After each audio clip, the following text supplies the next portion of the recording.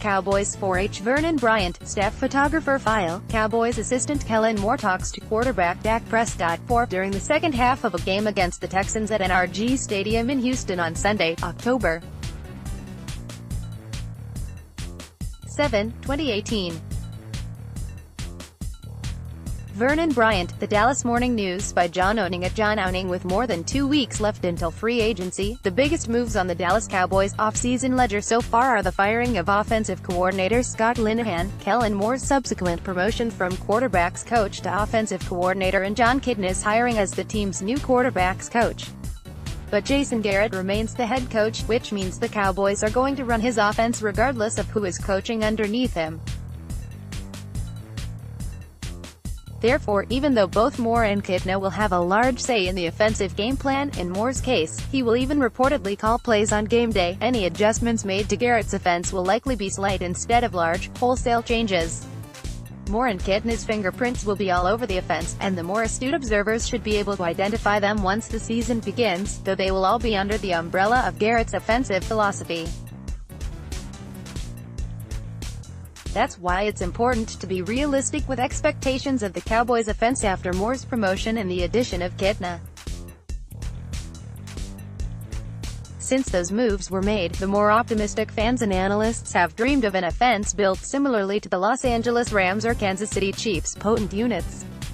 Not to burst anyone's bubble, but that's unlikely to happen. Sign up for our free Cowboys newsletter.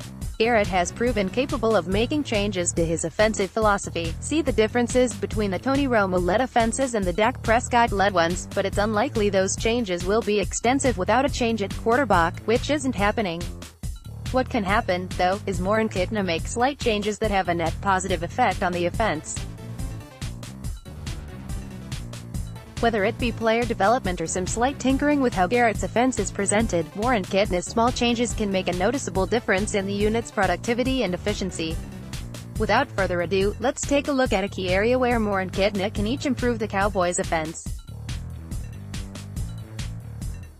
Kitna, improving Prescott's footwork. The biggest thing holding Prescott back from becoming an upper echelon NFL quarterback is his footwork. Last year, we discussed how Prescott's shoddy footwork sapped his ability to be efficient and productive at times. Kitna has developed a reputation for his emphasis on improving footwork with his quarterbacks. So much so that Prescott even mentioned Kitna's emphasis on footwork when asked about the new quarterbacks coach via SportsDay's own David Moore. "I'm excited for what I can learn, what he can teach me, knowing how serious he takes footwork, knowing those are going to be a lot of things that will help me become the player I want to be." Prescott knows he needs to improve his footwork to take the next step in his developmental process, and that awareness will enable him to fully absorb Kitna's teachings. One aspect of quarterback footwork that Kitna harps on is getting the QB's ankle eye pointed directly at his intended receiver. See above video for Kitna's full explanation with visual examples. In the video, Kitna states that a quarterback can manipulate his shoulders and eyes given the situation, but the ankle eye always must be pointed toward his intended target. Kitna views this as one of the non-negotiables of quarterback play, meaning that getting the ankle eye pointed toward the intended target is a prerequisite to consistently effective play. In 2018, Prescott was nowhere near consistent enough with this aspect of footwork, and his effectiveness suffered when he failed to get his ankle eye pointed toward the intended target. Here's a great example. On this play, Prescott is looking to connect with Cole Beasley, who aligned in the backfield, on a flat route. But instead of setting his feet to make the throw while getting his ankle eye directed at the target, Prescott gets too influenced by the interior pressure and drifts backward, his ankle eye pointed more toward the sideline. The result is an inaccurate throw that should have been intercepted. Yes, Prescott did have some pressure in his face, but he had ample space to set his feet and make a quick throw, as Texans defenders were 3 to 4 yards away when Prescott began his release. Another aspect of footwork that Kitna harps on is the distance between a quarterback's feet during the release. Kitna says he gives his quarterbacks visual cues so they can picture the technique. See video above for full explanation. Kitna doesn't want his quarterback's feet to be at a distance akin with riding a bike too narrow, or a bull too wide. Instead, he wants his quarterback's pace to emulate riding a horse because it allows the quarterback to consistently remain balanced while transferring his weight to generate the force necessary to make a throw, improves one's ability to make consistently accurate throws with velocity. This is another area where Prescott was inconsistent, leading to power drain issues.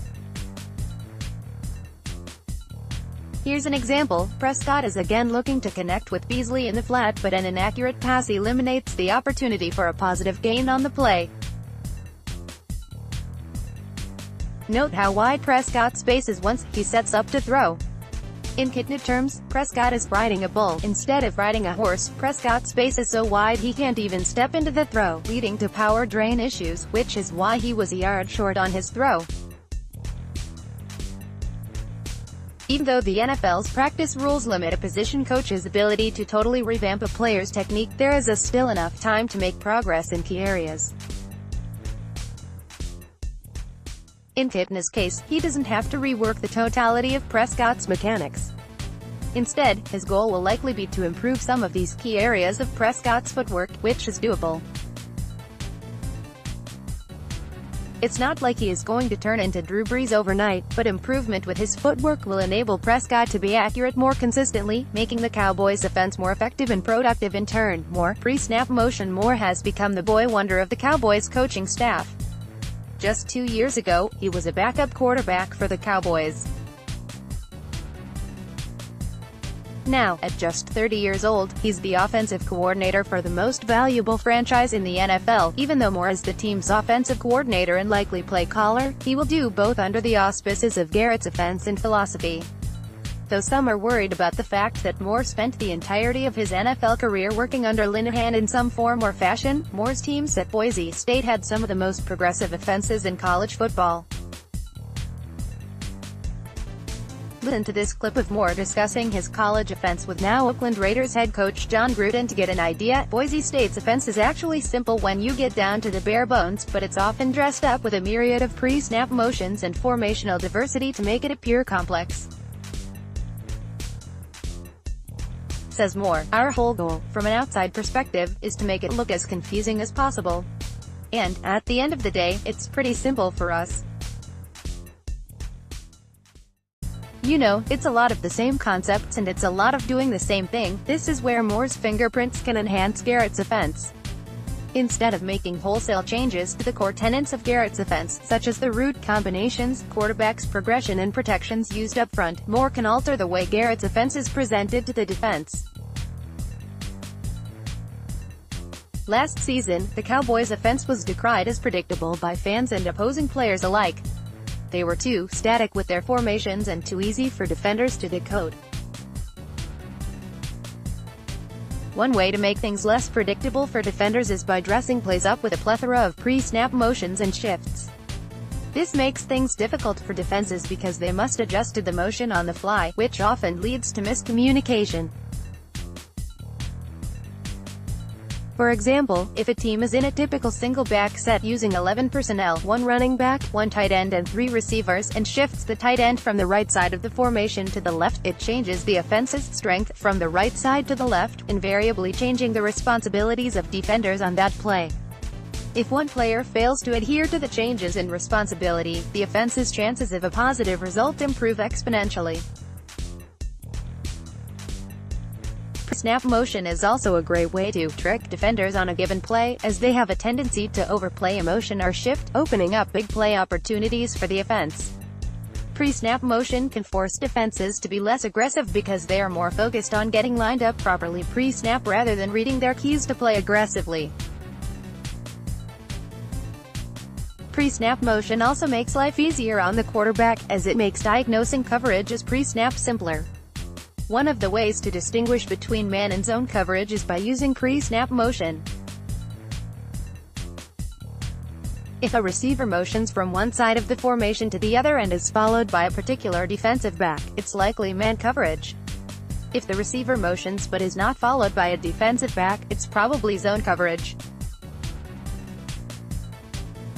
The Cowboys used pre-snap motion at times last season, but it wasn't nearly as frequent as it should have been. If Moore can change the way Garrett's offense is presented, using pre-snap shifts and motions, not only will it make life easier on Prescott, it will make life more difficult on opposing defenses, exactly the kind of realistic alteration Moore can make to Garrett's offense. Enjoy this post. See more film room breakdowns from Owning here, Twitter, @JonOwning.